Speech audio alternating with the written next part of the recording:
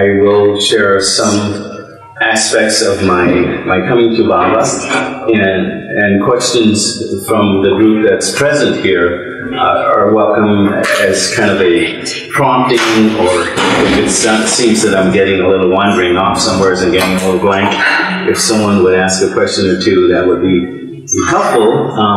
First of all, I just want to say that MeherBaba has, I'm the son of a preacher, and I never really wanted to be such as a priest or a preacher, but it seems that MeherBaba in the last year or so, especially since I went to Zarah, where MeherBaba declared his avatarhood, went to Hamilton last year, which MeherBaba took me to. I never know where he's going to end up taking me, through my wonderful friend Zarah and others in India and all of the wonderful people here. But one of the most amazing thoughts that MeherBaba hit me with is that each person here in this room and throughout creation as a human being, man or woman, is his greatest idea in the universe, and I'm an art professor, and I'm always searching for the best art. And his greatest work of art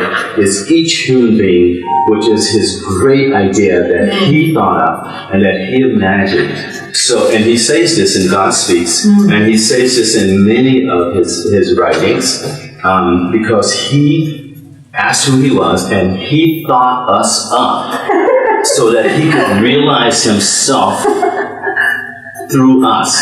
And he said the only being is the human being that he created that can think infinitely, think the most vast thoughts, and finally the most infinite thought is the thought of the infinite I am, God. So each person in this room comes to him one at a time as his unique idea that he created. I didn't think you up. He thought you up. And isn't that a beautiful thought? Yes. Isn't that an amazing thought? Because MeherBaba is the highest of the high, and he is the greatest, and he is God. And he thought up the most amazing, wonderful idea, which is every person in the universe as a human being, but every person in this room. And I was like, wow, this is so exciting. I mean, it's like hit me over the head like a few months ago, and I just go around blabbing that one single phrase that I know is not mine. It's a thought that MeherBaba gave to me, and so I honor my father. Of course, MeherBaba is the greatest father of us all, but I mean my Baptist preacher, Christian father that I told when I was weeping and crying when I was 22, around about the time of the East-West gathering in USA, and saying, God is alive and Jesus is real. Wow, Dad, but I never want to be a preacher because I'm a sinner. I'm really a bad guy. I'm just as bad as the people in prison. And I was just weeping and repenting, But anyhow, so now the thought is such that I have now preached the sermon. Oh my God. So when I came to Baba, I was born in 1941, so I'm 74 years old. So I was born during World War II. And when I was a little boy, very poor, in the country with my parents and with 6 sisters and a brother, I was sitting in an outhouse on the toilet. My father had dug the well, him and his brothers had built the shotgun house for us. It was a fresh new house, and I know I must have been 3 or 4 because I'd stayed with my aunt and all of that before they built the house, and sort of slept on the floor there in front of the fireplace. But when I was sitting on the toilet, I thought, at 3 or 4 years old, I said, that's my mommy out there, and she's a female, and that's my daddy, and he's a male, and I'm a male, and why am I my mommy? Why am I my daddy? Why is my name Leroy? Why not I could be anybody without this name. Why aren't I anybody? And go, oh no, I must be going crazy. I'm a little boy. I can't think such thoughts like that. Get out of the toilet and go back and play. So I did. I went back and played. So my brother told me not to ever, when I was about that same age, that I was colored or black, that I was Negro, a nigger, he actually said. Ooh. Because black people do that to each other. So I'm being honest, and I was so shocked. He says, you can't hang out with white people. Actually, to me, there's no white people. They're only colored people. You got blonde hair, blue eyes, and brown eyes, and whatever, and you're beautiful. You're colored. Everyone's colored. This is my recent phrase also. And being an artist, I can see that, and everyone else can see it. If you were white, we couldn't see you. So anyhow, but my brother told me that I was brown, black, and I was like, I couldn't hang out with them people. Those other people that I'd get lynched, and especially the girls, that I would really, even if I smiled at one, I would get, Well, guess what? Carolyn Parker is my wife, and she's Anglo. She's a Eurocentric person. So I guess somewhere along the line I ignored my brother. But anyway, it was a shock at first to think that I was different. But actually, I finally realized when I was in my 20s that we all are the same, that we are beautiful spirit, that there is no such thing as gender or any of that, that Baba revealed that we all are one in Him. And we're just light and beautiful spirit. And there's no such thing as distinctions and differences. But anyhow, so when I was in my 20s, I was lucky enough to get into college by drawing an elephant. In a really messy way. I'm moving forward really fast because I could go on for hours. So I should backtrack and say the way I quickly came to realize my brother was wrong is this Anglo man on a Sunday killed a big black snake for my mother. And I was like, and he's not my color. He's very light, and he's one of those guys that my brother said are bad, but he's my hero because he killed a big black snake for my mom on a Sunday, and even go to church, So anyhow, very early I started to come to realize that there really are good people. Oh, I'm so happy that you're here. I'm so happy that you're here. I am so happy that you're here.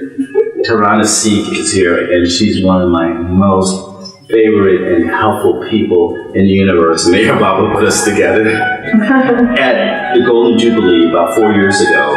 East-West. This is East meets West. And what a wonderful support she is. So, but anyhow, so here I am, painting this elephant, and this high school teacher gets me a scholarship to college. And guess what? He's a Eurocentric dude. He's colored. He's that light complexion dude, And he gets me to college, and the elephant is a symbol of Ganapati Ganesh, and here is wonderful help from Meher Baba, who's Ganesh. So anyhow, that overcoming the most difficult thing I never was going to do in college, grades so bad, so shy, from Paris, Texas, no ma'am, yasam, and if I open my mouth in high school at Oakland Tech, the kids going to jump on me and say my pronunciation of English is very bad. We have this joke and we share together about pronouncing English. But anyhow, so I got to college. I was kicked out of college. Because my grades were so bad, I wasn't college dropout. But I came back to college and I slowly started to learn. But then something happened to me when I was about 20. I thought, I can think. Wow! Whoa, I can think. I don't need a book. I actually can think. And there are lots of words that I really need to learn about because there's a Vietnam War is coming up. And war is a very scary thing, a very difficult thing. So war is one of them. Anger is another one. Ever since I was little, I had a bad temper. But my mother helped me with it. But I want to know about all of the things. Pain, death, life. So many words. Money, woman, gender. And I can spend just by myself without looking it up in a dictionary and just take the words and undress them and strip them down naked until they reveal their energy and what they really, really mean. So I just about lost my mind after 2 years. but it was so fun because one of the things I got was man's relationship to woman is so messed up. Man is so unkind and disrespectful to woman. When I came to woman, the question of man and woman, it was like men are so, and I'm one of them. Yeah, I'm one of them. the bad guys, sorry to say. So I came to realize that I should ask, and I asked, how can I be different if I ever get married? I want to be able to serve a woman, even if she kicks my behind. I want to serve her, and I want a job so I can be home to serve, if I ever got married, that woman. And if I had daughters or sons, I don't care. I don't want to wish for sons. Whatever God in that title is, God, now it's Baba, whatever He gives me, because of honoring and respecting women for equals to men, I will be happy and grateful. And so, actually, God gave me a job. He gave me a job that was 2 days a week for 42 years, 6 months off, and I was able to stay home and do the diapers, cook and clean, and really get my butt kicked by my wife. Do more. This is not enough. You think that this is enough? And make money, health plan, dental plan, had 2 daughters.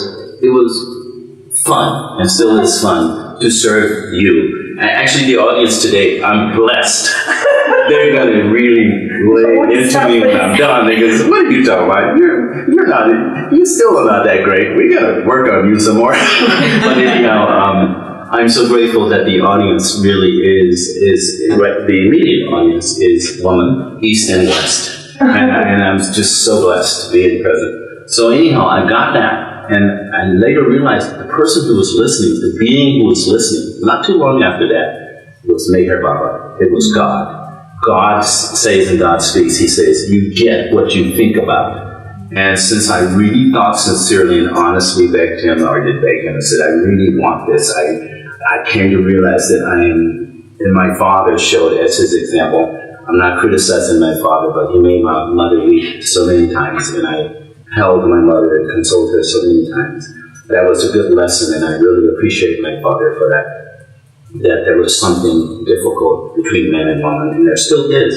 And I'm still working on that one, but thanks to MeherBaba and his Mehera and all of you beautiful, wonderful, supportive, kick-butt women here. And I don't mind being kicked in the shin.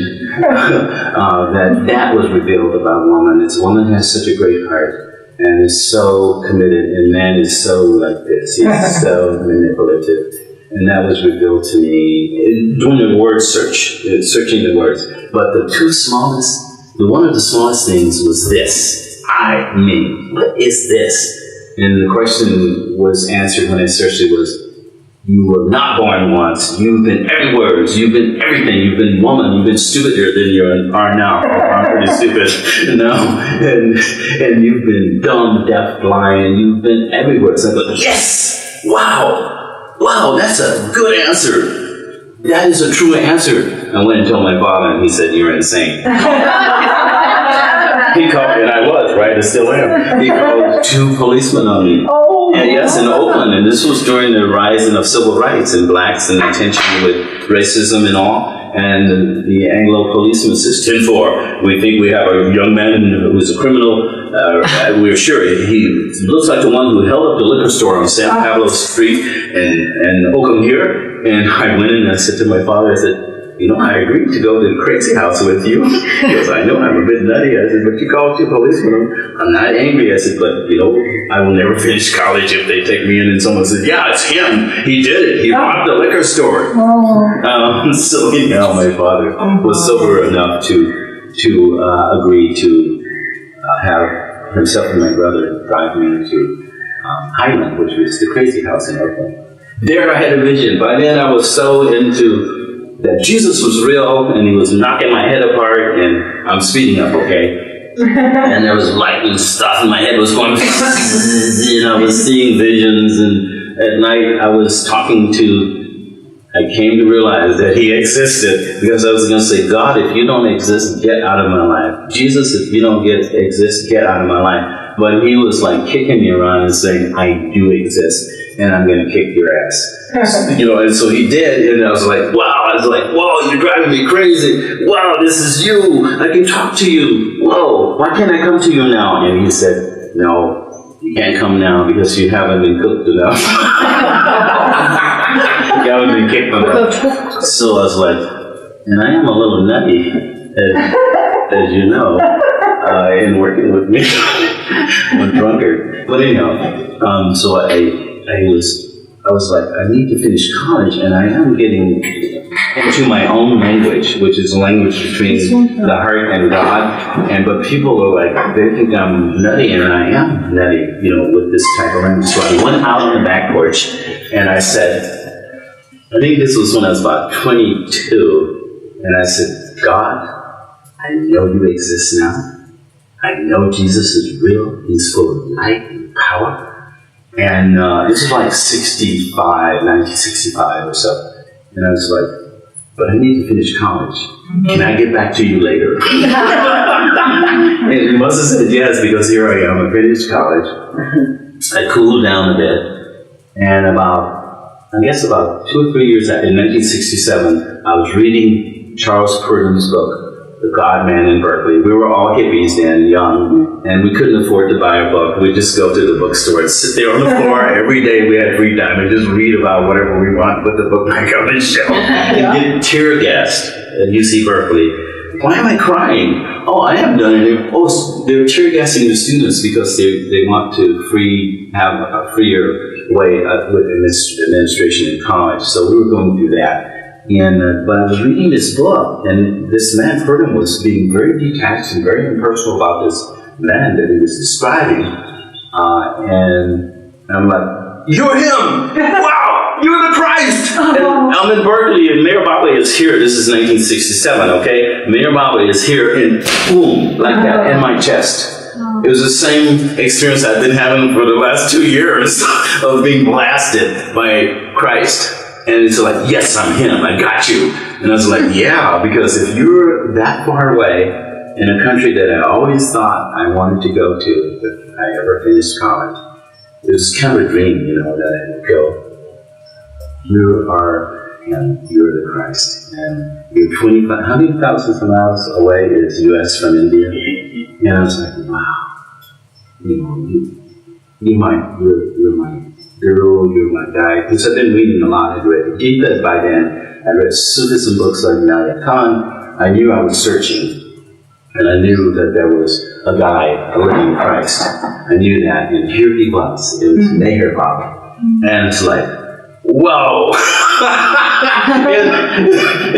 and by then I was like I am now. I'm such a blabbermouth that my dear promoter here, Karana Singh, tells me to shut, as my daughters tell me, shut the F up, Dad. You're talking entirely too much. You're a blabbermouth. But anyhow, I got to be, after that, I knew who I was, where I was in relationship to God, MeherBabaLibrary. And here I am, still blabbermouth. So I think but what it was is the Christ is called in Gurdjieff. I've gone through Gurdjieff also. The Christ is called the number seventh man. Seventh man, he's on the seventh plane. And he does not let anyone recognize him or come to him except whom he wills, because he has all the knowledge and power. So I was just lucky that I could read about him, because in the book it said, in Gurdjieff's books it says, the third force that he sends out is through reading. And so you can learn, but the next person is a person who has met him, like Murshid Adus or Mandali. You're lucky if you get to meet someone like that. And so I knew that although I had recognized him, and he had said at that time he was in seclusion anyhow, and no one should come to him. So I knew I was lucky enough to recognize, but it was his will who would even recognize him. I mean, not only come to him, which would be a great blessing. So and then I found out that Murshid Adus had met MeherBabaLibrary and that she was a Sufi Murshida. And I knew by then, because I read the Gita. Can you explain to us what that actually means? I'm coming there right now. I knew who that was because I read Inayat Khan by then, all of his volumes, and I was so stoked on Inayat Khan. He was he's a musician, he's from India, and he's like, when you read his writing, this is like a song. You can feel a song in your heart. I mean, I could. It was like when I read Jesus on the mountain, the Sermon on the Mount, I could feel Jesus. I got so into it, he would be buzzing in my heart. I could hear him, feel his voice vibrating in my heart. So when I would read Inayat Khan, who was described as a murshid, on the path, the same music.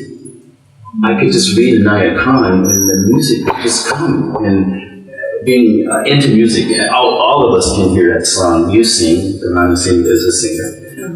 And so he was immersive. And so then he initiated Rabia Martin, a woman, and many of the men left because they didn't like a woman. She was Jewish also. And Jewish, yes. And so then, but I knew that women were to lead, because when I was in my 20s, he revealed that you should respect women and honor them. I voted for the first woman boss at my university. The men asked me to vote against, and she won. So I knew that women were to lead, and I told my father that. So when Merchant of Dukes came along as the next Merchant,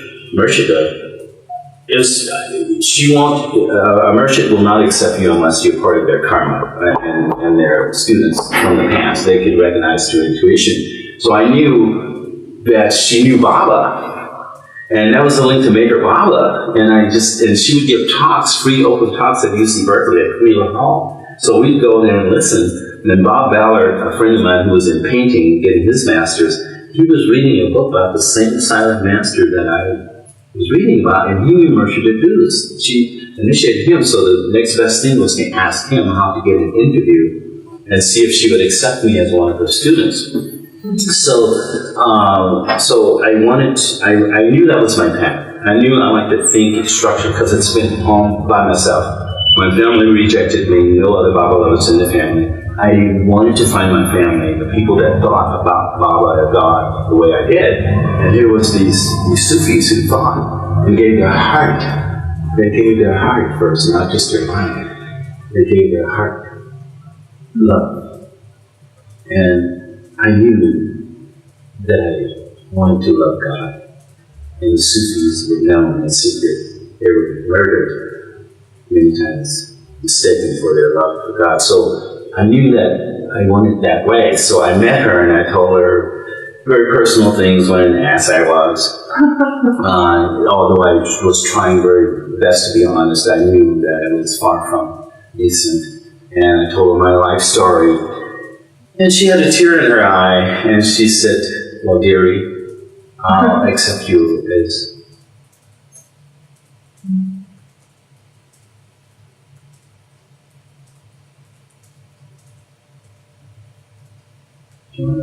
students.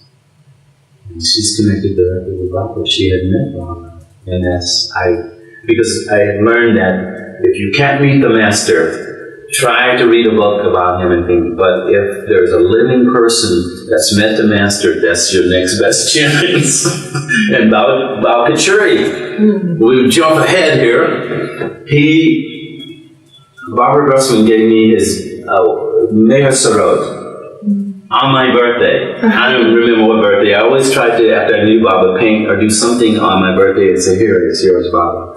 She left on my porch in Lafayette, MeherBabaLibrary, which is songs, ghazals.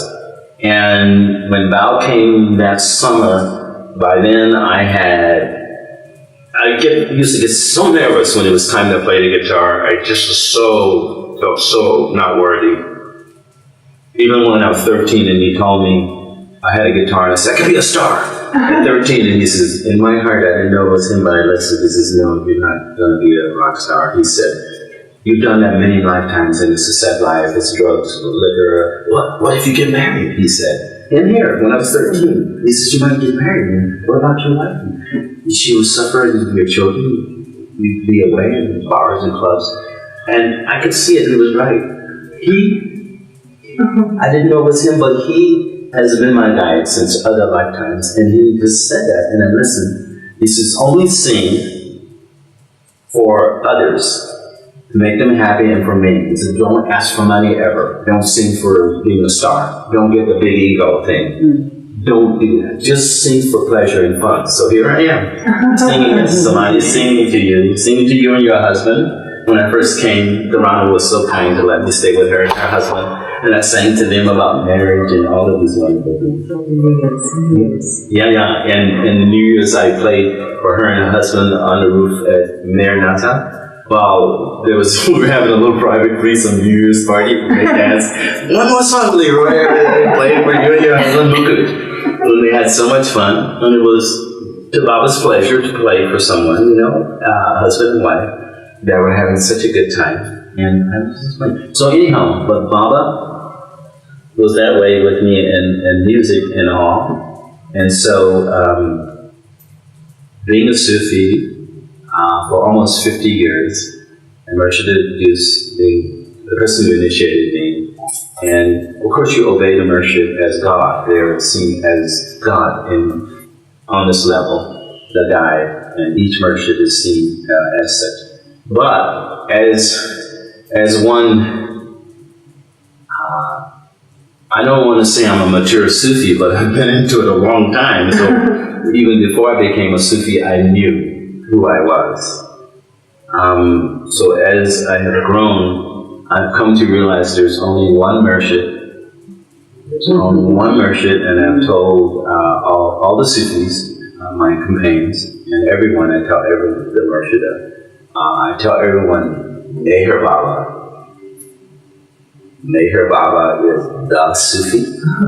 Absolutely. MeherBaba is the Murshid. Absolutely. So many times in my personal life and up to this time, when no one else was there to heal and to guide my family and my friends, he was always there. Mm-hmm. And the problem with me and him is that I can go to clubs, bars, anywhere, and the same thing happens. Strangers and I become friends. My grandmother said when I was born and just 3 years old that I had two little smiling teeth and that I would make friends everywhere because of this joy. And so my first name is King, Leroy. Middle name is Wheeler, movement. The last name is Parker, so the king of movement and wheeling it and parking it.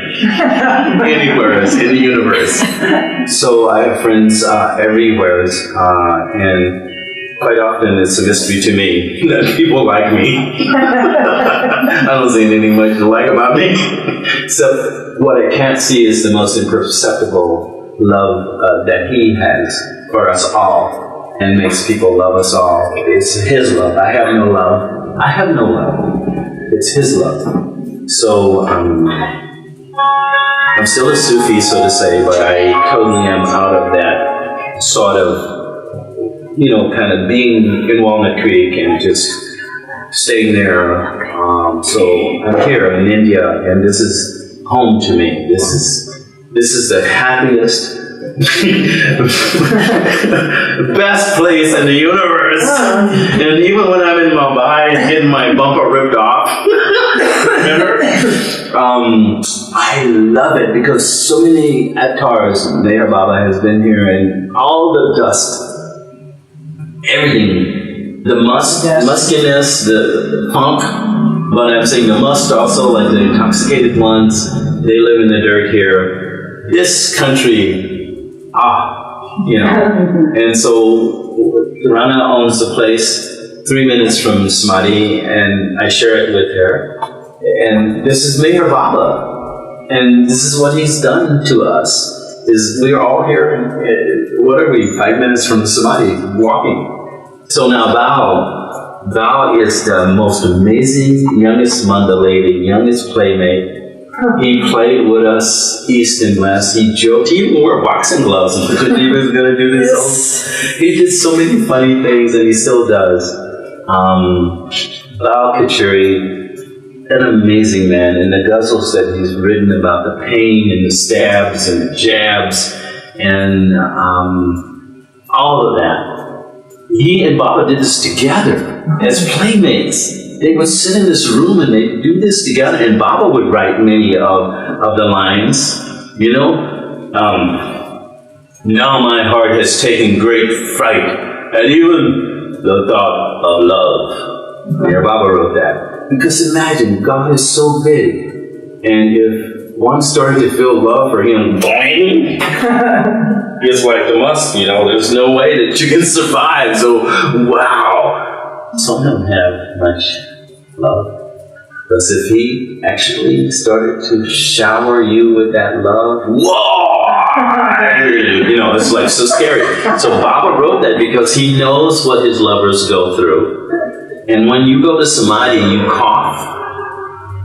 He stabs you. When you go to Samadhi, so he has a knife.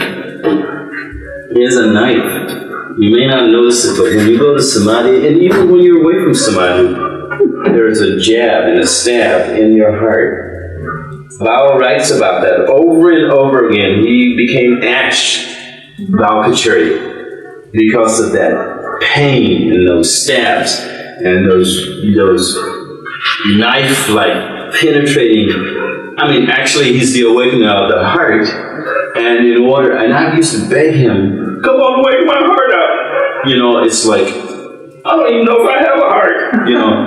But once that knife starts to, he says, okay, there you go. I'm going to pinpoint it for you. You feel that? Give you the word. Squirm. So Bao writes about that. He writes about, and Hafiz writes about, it's the pain you give me that helps me to remember you. Give me more. Stab me in the heart more. If you murder me, I will still trust you. You've murdered me many times before. But come on, jab me. Give me a little bit more. He has a knife. He's gonna take my life. Little by little.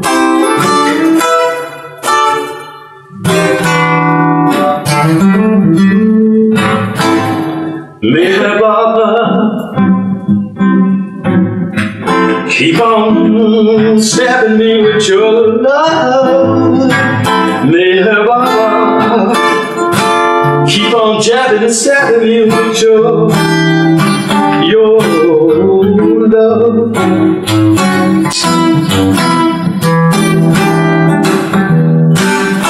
Now Maya, you better run. Because Baba's got a gun. And he's stabbing me. Gonna rip you apart. He's gonna murder you, Maya. You liar, you liar, you liar. Oh, Baba's got a gun. You better run.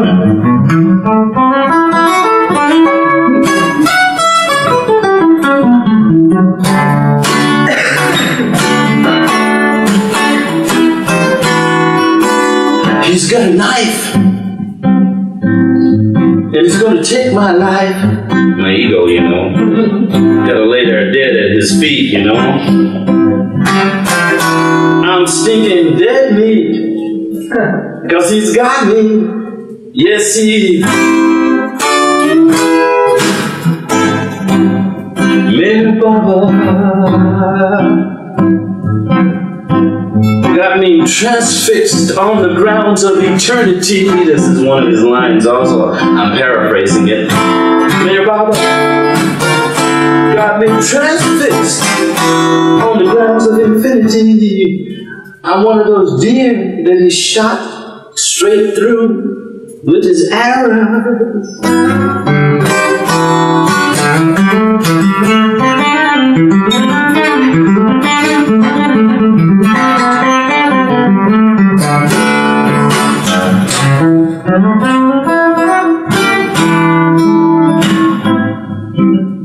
Love, see what you've done to me. Stab me dead in the heart, but set me so free. Oh, love, see what you've done to me. Keep on jabbing, stabbing my heart. Jai Baba.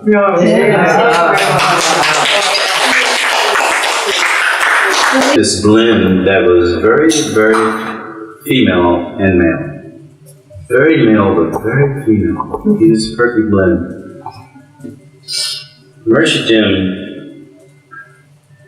was sent as an emergency, as Mershid Adus was passing away. And he came along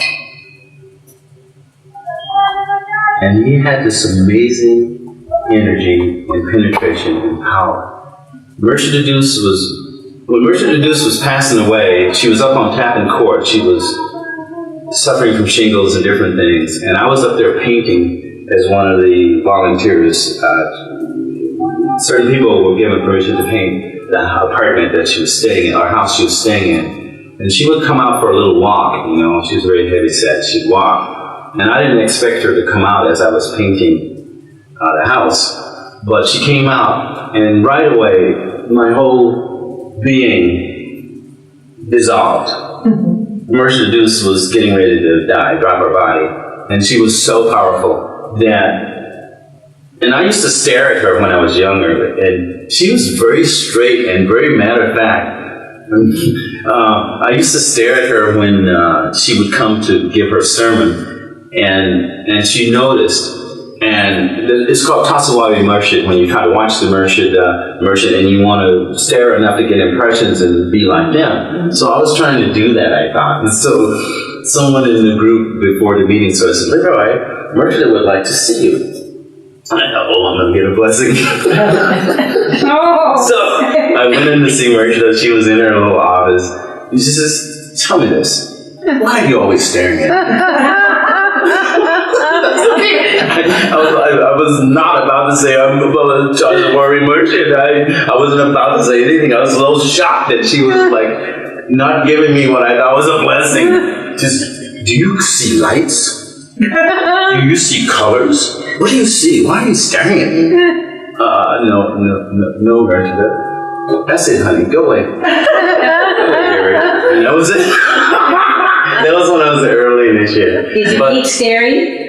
Well, not at the office. I mean, she said it there before she'd come in to give her sermon. And I just thought that was the best thing to do. I didn't want to talk to anyone. She was the person that that was connected with Bob, and there was no one else in the world that I needed to look at with Mercia, you know. I mean, I just thought it was special.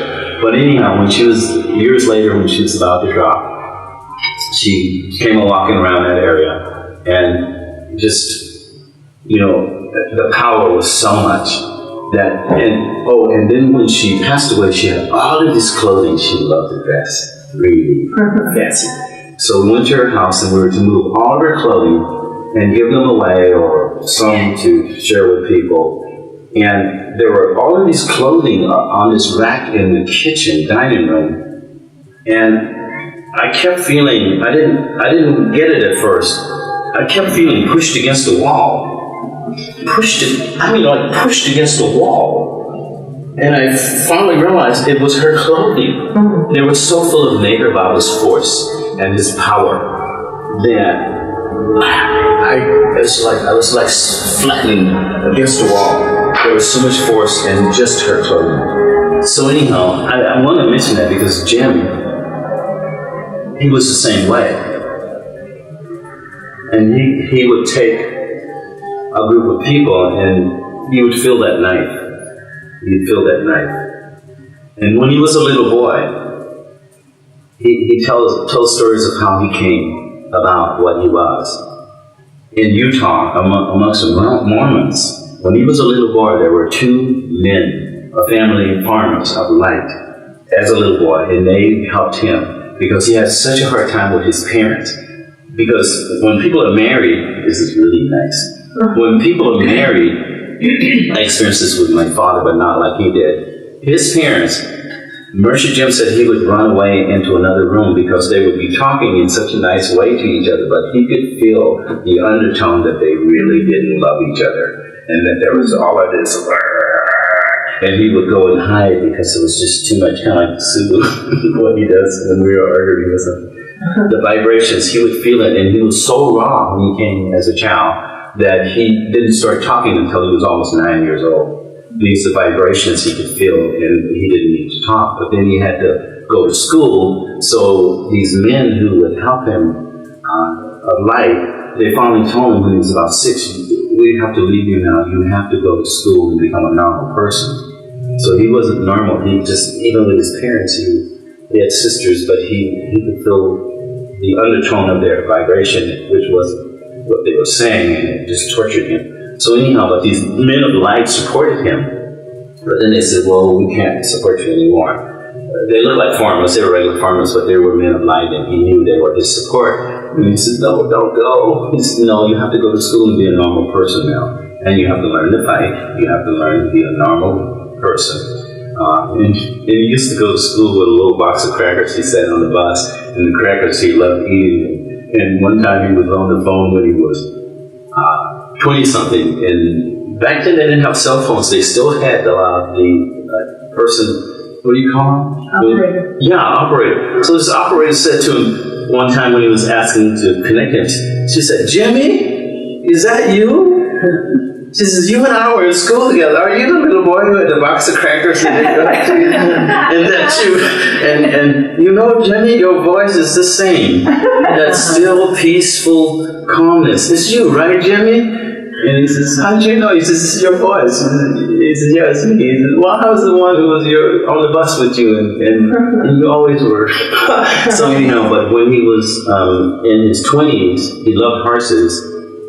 And at that time, he had forgotten, this accident had happened. It smashed his forehead and made a scab when he was like 10 or something. And that's all of the magic and all the men of light and people disappeared. But then later, when he was looking at a picture of Baba jumps out of the photographs and goes like that. And the scab, the scar, everything fell away. And Baba says, I've been with you a long time, and here's what you have to do. Knocked him on his ass, okay? So then Baba revealed that he needed to become and what he needed to go and do. And he was a psychiatrist by then at Johns Hopkins University. He was a teacher, a professor like me. So Baba said, you have to go and meet Murshid Adis. And he's a Samoan from the islands.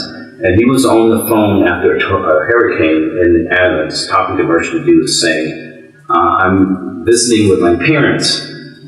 Relatives, but I'm told I must come and meet you. And Murshid Adis is saying, well, how did you get in touch with me? There's been a hurricane on the island and all the lines are down and there's absolutely no phone connection. How can you be talking to me on the phone? He says, I don't know about that. He says, but that's just the way it works and I must come and see you. So Murshid Jim was always like that. He was always able to achieve things without any connections other than Baba's connections. So he talked to Baba, and he said to Baba, when he saw the man of love, he says, you're mad, to Baba. He says, I know your creation, I've been in it a long time, and the way you do things, he says, you're mad. He says, but I love you so much, I'll do anything you say. And so Murshid Jim would describe MeherBaba, how MeherBaba would pull the whole universe through his veins. MeherBaba, master of creation. Murshid Jim, Baba revealed to him how MeherBaba pulled the whole universe through MeherBaba's body to cleanse it and purify it. Up into his heart. MeherBaba revealed this to Murshid. These are secrets I'm not supposed to really always tell. These are secrets, Sufis. But that Murshid, he described exactly what sanskaras are and what the avatar does to cleanse and set our sanskaras for the next 700 years. He cleanses and purifies everything in the universe, and he suffers every bone in his body, and MeherBaba, and he holds it and cleanses it at the gross level, subtle and mental, but the gross is, this level is so important. As you know, this is the only level where we can realize God is the gross. So he pulls and suffers and he cleanses it and so Murshid would describe things that are just beyond. And he was sent to explain to us and clarify to us sanskaras. And that was the ultimate of sanskaras, is how the master MeherBaba suffers and cleanses everything and sets it for another when he comes again. So He was the ultimate merchant, after merchant abuse. And he taught me, I had a fear of flying, never flew. He sat with me one day and said, I want you to fly to DC with me because I'm not done working with you to help you. And I was 37, and I could never fly to India, never fly anywhere as I had a fear of flying. And immediately I said, sure, I'll come. And ever since I've been coming, and I have no fear of flying. And so Merchant Jim was very important to set me so I could come here. And then he brought us here and he established the Sufis. Merchant Jim did. So, and there was that whole schism or the Mandali, being suspicious of him as a black magician and all of that. That was, from the inside, it was done so that we Sufis could at that time do a certain type of work where the opposition was good for us because we were isolated and we could focus on a certain type of work we were doing. He taught us and made us aware that we were hippies, and we used to dance and do all the Pointer Sisters and all the rock and roll, because Meher Baba is a rock and roll avatar, don't you know? Yeah. Meher Baba shook the world with the atomic bomb. Yeah. He's the big shaker, heartbreaker. I was born in 1941, and so we used to boogie with Merchant Jim and go to parties and dance all night. Because Meher Baba is as you know, we were all hippies or young people, and we love rock and roll, and that's my music, and you love dancing. It's still there. It's like, shake your booty, baby. So Meher Baba is the most out-of-the-box avatar because he has brought East and West together. He has brought East and West together. And when Merchant O'Connor came, she'll probably hear this, with the East-West Golden Jubilee, we kind of were advised to stick together and stay together. Well, I was a bad one. Because I knew that India is like, whoa, this is home. This is like the most wonderful place. Yeah, I got trouble, and it's the best trouble in the world, because Meher Baba is nothing but trouble, and he's the best trouble. As Balkatur says in all of his guidelines, that Meher Baba, he kicks you and gives you more and more kicks, and you beg for more. So being in India and here at the chat, thank you so much. Did that for a little while, focusing on God Speaks, but over a period of 10 or 12 years, there hasn't been that much of that. We've been focusing on some other things. And inside of me, Baba, I can only say the Master, because I kept talking to him about it, stirred in me some things that made me start feeling uncomfortable with what I was thinking. Because you never think this about or with your teacher. And I don't want to backbite, because she's a wonderful person. But for myself, things started to happen, and this is just personal, and I know that this is going to go out into the world, so, and I extend, to take whatever feedback I get, but for myself, I really wanted to stay into, because I read the discourses, I read God Speaks, I have songs and things. I actually did an art talk finally. Robert made me do like 2 Sufis on God Speaks and art. Because I just kept at it within my heart, and he just made me weep one day and said, you must ask for a talk.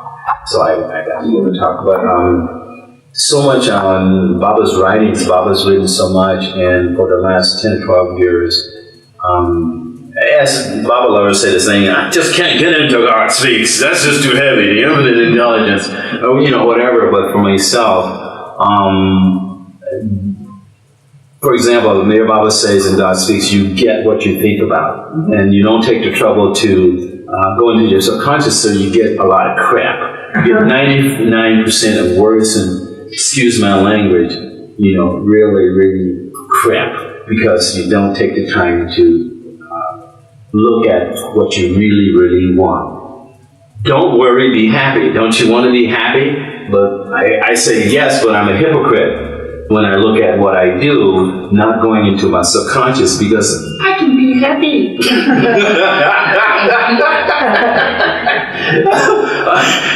Because he says 99% of our worry is due to our own creation. So get into, if God speaks, he says, you get what you think about. It's so simple. And most people say, I don't understand God speaks.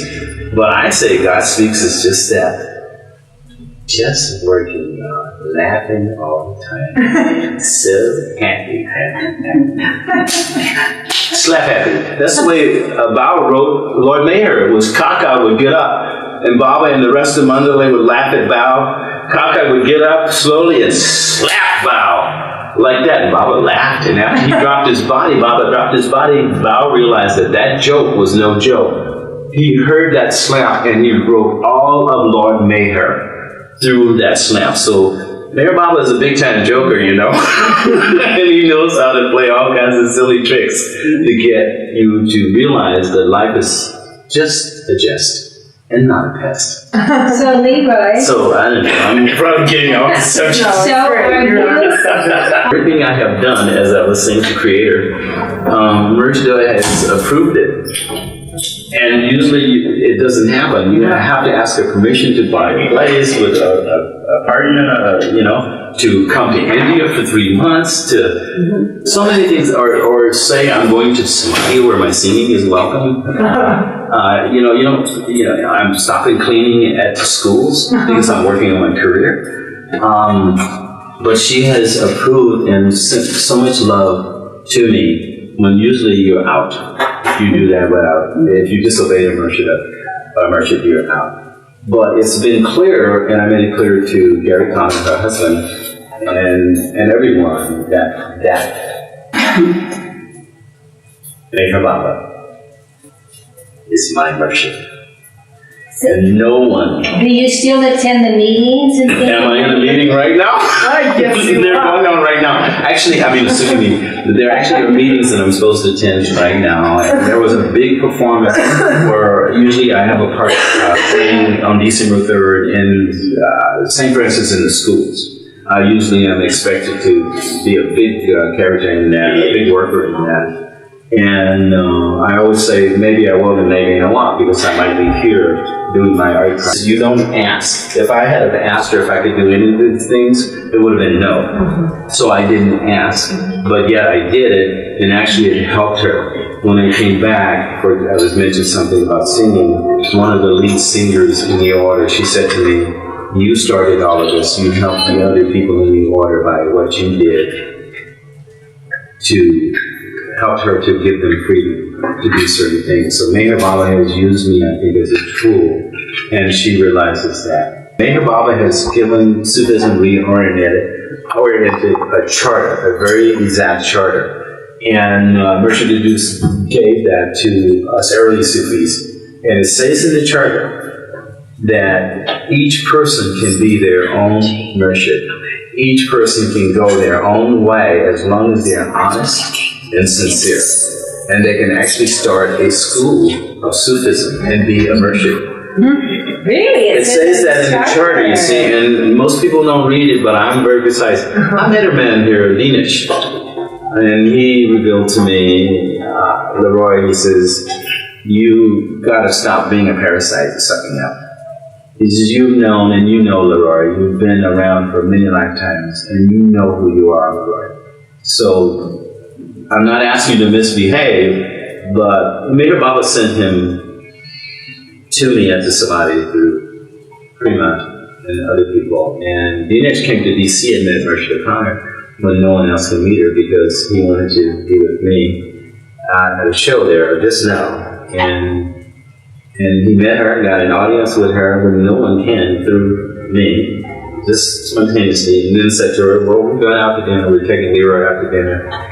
Although he's working here in the workshop lunch. She said, sure, because it's very interesting what MeherBaba does. I just say that if he wrote the charter, and as long as we're honest, then that's, that's the name. So I try to be honest, I try to be, we're all a family. Merchda is part of the family, and I love her dearly. I don't want to backbite or anything. It's just that certain things MeherBaba put in my heart.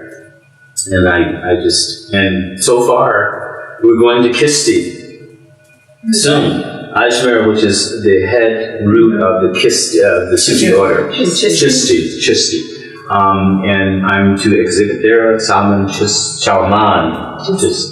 has invited us to show there for the 16th Sufi Young Festival. 8th Sufi Rum Say a Festival. little louder. This is the 8th Sufi Rum. You can say it. The 8th Sufi Young Festival. It's got artists from all across the world, only Sufi artists from Turkey, from Iran, from Europe, and it's only when you're invited by the Gadi machine, who is in the lineage of the Khwaja Moinuddin Chisti Foundation.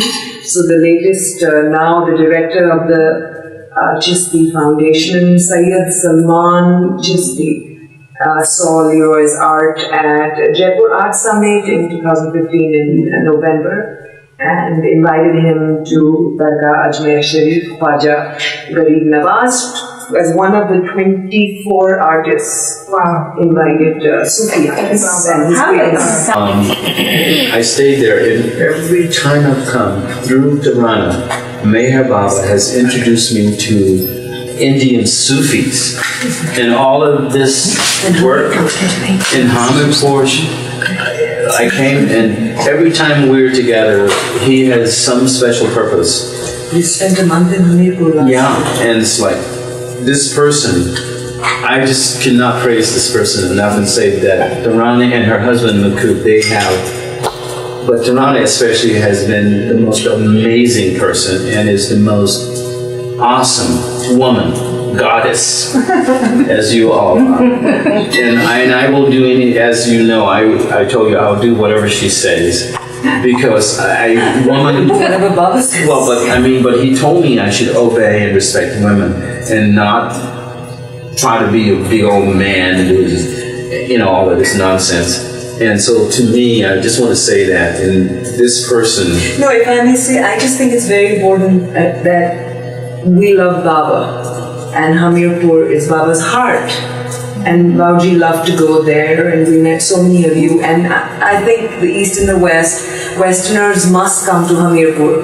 It's more than Baba's heart. It's so beautiful, but it's so poor because there's no electricity, there's no roads, and they're so poor, and there are no funds. It's so difficult to maintain that place. People don't tithe enough there. So if anybody's hearing, and everybody hears about tithing for Myrtle Beach or for the better off centers, but nobody tithes. Not enough people tithe for Hamirpur, for Ichora, for Noranga, for Merastana, which are such poor places. But Baba went there in his body so many times, and his heart, his jyoti needs maintenance. So it's just important that Westerners, we are Easterners in this lifetime. We invite the Westerners, where nobody speaks English, where there's not enough running water, where food is not enough, and roads have not been built, and where the Westerners come, whether they're Sufi or they're not, just to come and meet and experience Baba's love in Hamirpur. But I do want to say that even Marinath was there, and Marinath was key for acquiring a witness for acquiring this Pam's place when we were acquiring house, yeah. Yeah, and he signed, and Jal Gastur was also key in getting timeliness, the paperwork done, which is all Baba's grace. We could never have gotten Pam's place for a studio for us to work in without Baba's. But Manoj is a Sufi with the American consulate. We met Akif Habib, who is one of the big heads of the Jaipur Art Summit, and through him we met Salman Chisti, and they all are Sufis in the East. And Meher Baba has been true to keeping me in contact with Baba lovers and Sufis. Every year I've come, and I keep telling Tarana that she's a Sufi or whatever, but whatever she wants to be. But she has worked so hard and made such sacrifices, and is such an excellent person. I can never. I'm sorry. Are we on? Yes. Okay. So, but I just want to say that this person, I could never. The language, the traveling, the money, the roots, and saving me money by not letting people rip me off, you know, in India, you know, and just this person is such a blessing, you know. So, and I want that to be really clear. Leroy, can you talk a little about just being an artist for Baba and for yourself and from any place to any place? Yeah. Tell us about it. Yeah, being an artist, first of all, I wanted to be an artist, and I knew, and I talked sincerely, taking a word a day and all of that, even before that, with my inner being saying, I want this, because in order to be an artist, I need a lot of time away from work. You know, like having a job where you make money. But I knew I needed to make money and have family and pay the health bills, the dental bills, and all of the cars and mortgages and, you know, all of the basic things that are needed. But I wanted to be an artist, which meant I needed to be home 6 months, 5, you know, days out of the week instead of working. And Mayor Baba, he listened. I was home 5 days, raised a family, had all the money, and the time to be an artist and be a parent, a decent father, a decent husband, and manage money. I mean, Mayor Baba is amazing. So that was the first thing is, as an artist, you need a place to work, you need a studio, you know, all kinds of things. And you need to feel good about taking care of your family if you're a family man. And most artists are very terrible on their families. They're awful, egotists. I said my wife could have a studio first. She could be an artist first, but she wasn't. I met her in art school.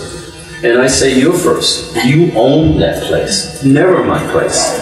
It's Toronto's place. So I needed to balance my psychic with who I was as a person, and I got to be an artist. Right along with my students, I always painted.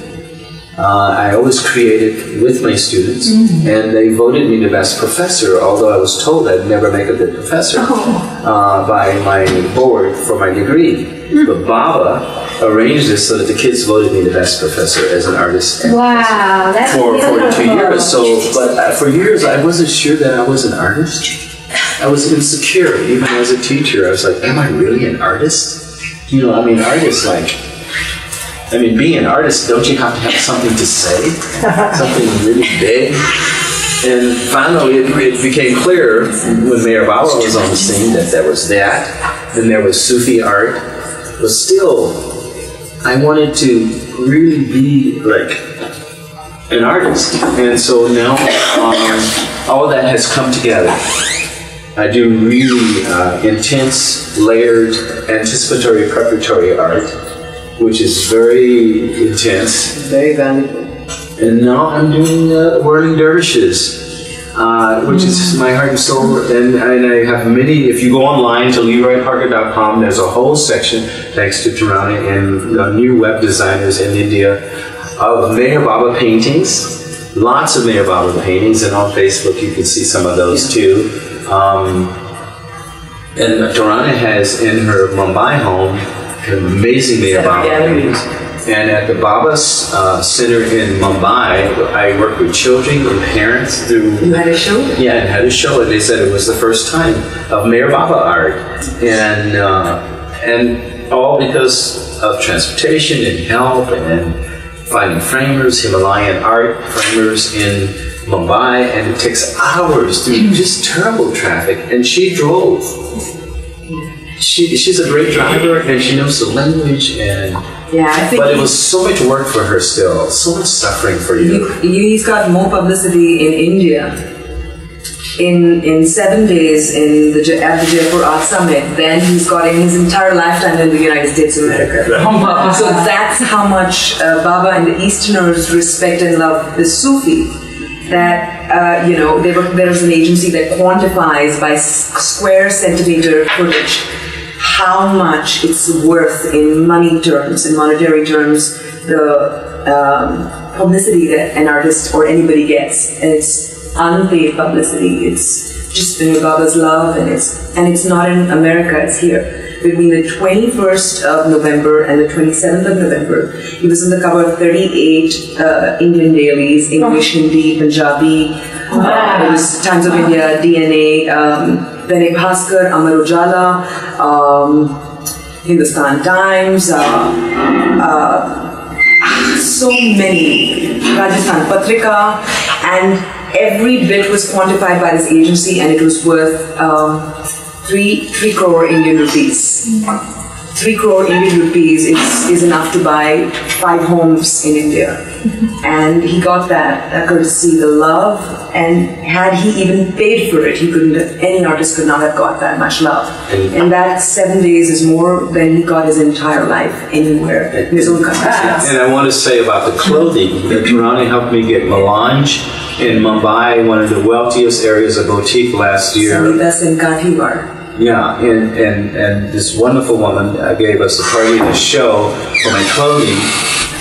And then somehow or another in Pune, and we sang and played, and a rock star, Modesty Scott, wore saris that I designed here in India, 3 or 4 saris. Tarana wore saris, and in Pune, I got put on 3 20-foot billboards for my work, my art, for painting clothing, and then a rock star. So near where Sufi. Baba was, when Baba was born. This is all Koregaon Park. So near where Baba did his work, where Hazrat Babajan was.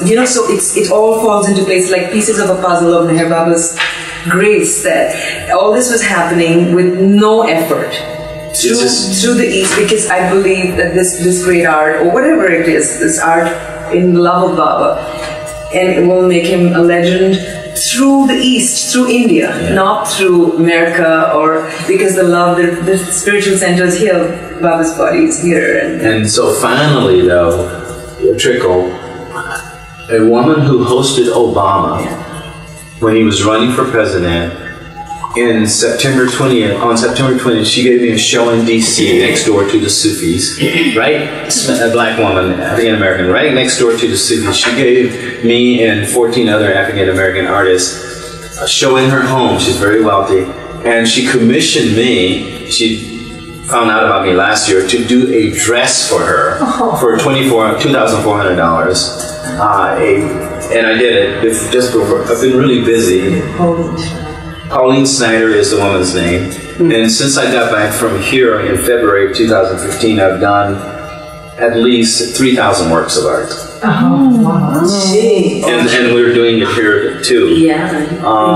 Because I'm 74, but Meher Baba has, so far, he has just made it so that, baby, I got energy. I'm alive and that's no jive. And so we danced half the night in Pune. I painted live on people at the Fabulous Oakwood. And a Persian lady was there, Anaida Purani. She sang 7 songs, got off the stage, gave me the guitar, I sang. We danced half the night, all of us, Westerners and Easterners. Yes. Tarana was wearing, you can see that on Facebook, an amazing sari that I did. One of the amazing things about Tarana is she is my main fan and supporter, and makes me feel so good about being an artist. She wears all of my clothing. My wife doesn't. My daughters don't. Even Sufis are afraid to wear Baba so much. They tease me about having Baba on my shirt. This wonderful person is just what the doctor ordered. Leroy, when did you start doing clothing with Baba? How did that begin? On my birthday, I think, years ago, I thought I should do something, to say. And it seemed that he was happy. Even strangers who didn't know Meher Baba in Safeway, grocery store, who's that man, that Baba man? Can I have a picture of that Baba man? Can I put it on? That Baba man? Yeah, the Baba. So the clothing make people happy. They call them happy clothes. They make me happy. So then that's how. And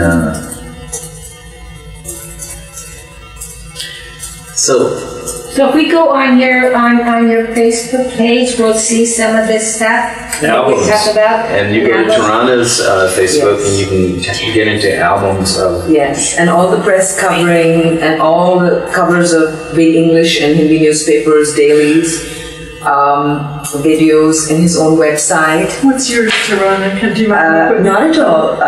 It would be, you need to Facebook Tarana Singh. It's easier to Facebook Leroy Parker because there are fewer Leroy Parkers, and through Leroy Parker you would find me. We don't have a separate page, but we have my personal and professional page is the same, but there'll be lots of stuff, because lots of stuff is happening in Baba's grace, and it's a very busy time. And the website is www.leroyparker,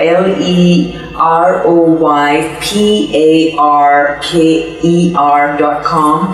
LeroyParker.com, and then he has his first solo exhibition in India. The first time, actually, it's after the Crichton Museum. It's a very big one. It is at the Visual Arts Gallery in India Habitat Center, New Delhi, which is the capital of India. It's a very big one. 2016. 2016, November 16th to 22nd, and it's an honor because it's very prestigious to get in to have a solo exhibition at the Visual Arts Gallery, India Habitat Center. It's got provenance, it's got tenor. It's overseen by Alka Pandey, Miss Alka Pandey, who is a pillar of Indian art.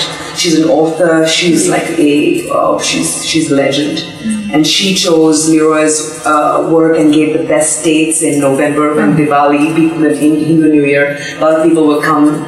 Baba willing to see this that. Next November? This coming November, but the countdown's begun because of publicity, 2016. And it's very big because artists from all over the world wait. There's a waiting of up to 3 years to get in to show at Visual Arts Gallery, India Center. So we waited 2 years to get in. And we got solo exhibitions. That's very big. Akif Habib of Atelier Habib is promoting him from Dubai and Bombay. It's another Sufi. Now he's doing Sufi art. And he's going to be in Jaipur Art Summit the second time running in 2016. So from Visual Arts Gallery, 22nd of November, after finishing his solo exhibition in Visual Arts Gallery, India Habitat Center, New Delhi, he goes to Ajmer. And then to Jaipur, he goes to Jaipur for Jaipur Art Summit. The head of Rajasthan, the woman who wants to... Oh yes, and the Chief Minister of Rajasthan, Miss Vasundhara Rajesh, she came, visited his space at the Jaipur Art Summit. It's all over the papers, it's on Facebook. I have a family connection with her which goes back. My great-granduncle wrote her mother's biography. Which was many years ago, and she stayed at our family home in Jugglebed, Belgaum. And she came and spent half an hour talking to Leroy and appreciating the art. And I got to mention Meher Baba's name because I was wearing my locket, which I always wear Baba's. And she stopped. Like, she's a very, very efficient, very quick lady with repartee, and she's fantastic. But she was, when she heard Baba's name and she saw this locket, she was quiet for about 5 seconds. I got her attention. And then she had to turn around and say, "Where can I meet Meher Baba?" And that was the moment, because there were so many people clamoring, and they shut down the exhibition to see for her, and she was being mobbed, and she said, "Where can I meet Meher Baba?" And I said, "Well, man, stopped his body, but he's eternally living." She wants to acquire. And she's in the process of acquiring for her office or home one of Leroy's works of art. So that's just happening in Rajasthan. She's the Chief Minister of Rajasthan. That's great. So miracles are possible in Rajasthan. And without having to pay anything or buy anything. It's all through love. And just what will be in your solo show? Does it have a theme or something? It'll be mostly anticipatory, preparatory. Means what? It's like layer after layer. If you go to my website, you'll see these really strange, unusual figures. And eyes and lips and ears all displaced, which is the 5 senses. Once they're displaced, as you know, we're not our bodies. So it suggests that, when the senses are moved around in the body, then you can get in touch with the subtle, the mental, and whatever, But it's quite, it's very contemporary, to say the least. If you look at the website, you'll see that it's really weird, but good, I guess.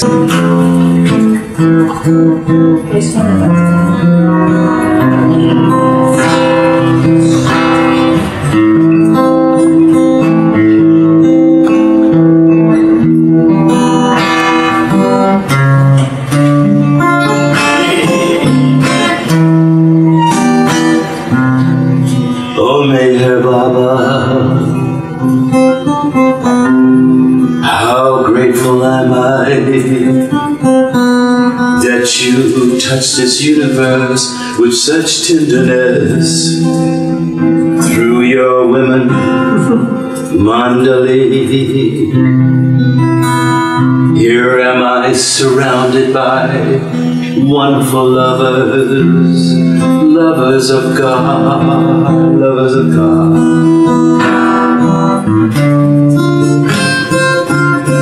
Your women, Mandali, Mehera is the first, but here they all are so beautiful. What would we do? What would we do without your women, Mandali? They give birth to a brand new creation, bringing us away from this Kali Yuga into a brand new golden age. Jai Baba.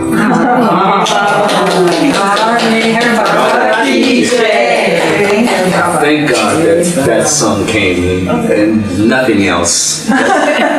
It brings tears to my eyes and gratitude for you all. How could the universe exist without you? You know?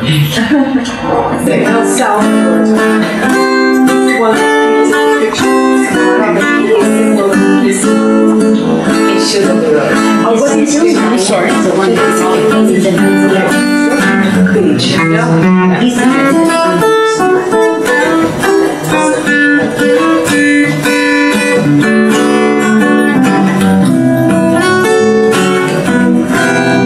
Thank you, MeherBaba, for bringing your marvelous light. Thank you,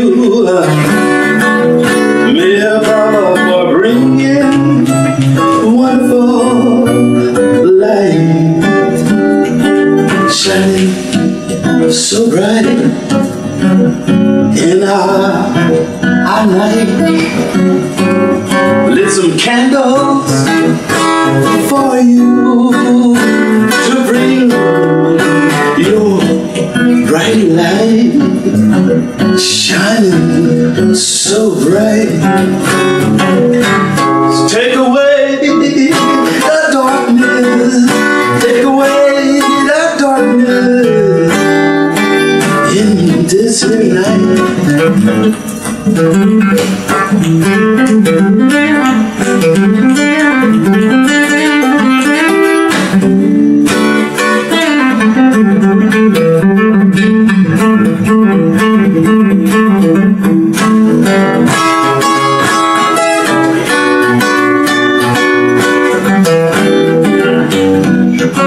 I can see the light shining inside of you, so bright.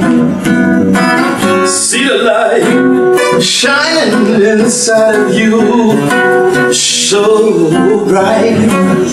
MeherBaba makes it just alright, oh just alright. Take away your blues. Now ain't that good news? Ain't that good news? Good news.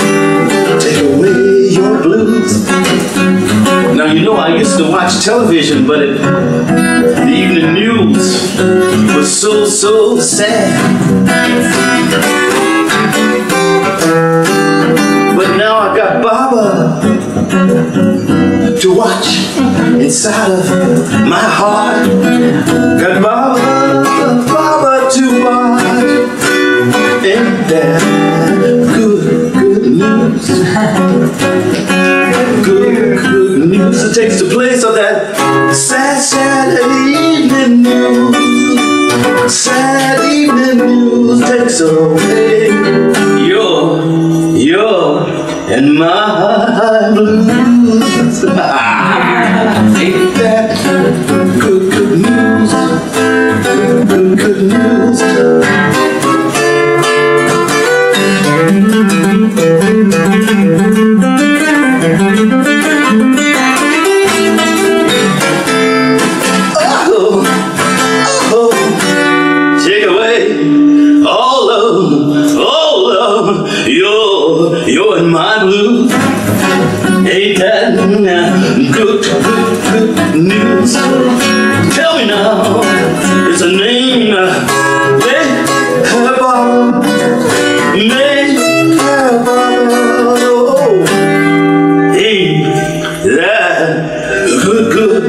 good news.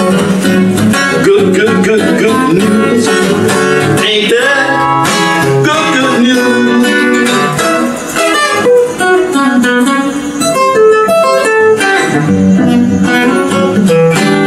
Your name is MeherBaba.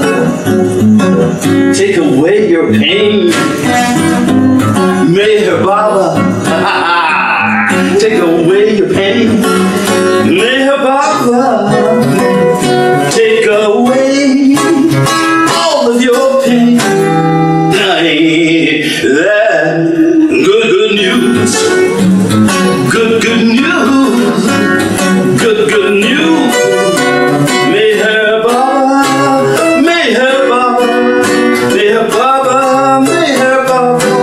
He's such good news. Good news. Hey, say MeherBaba. Say MeherBaba. Say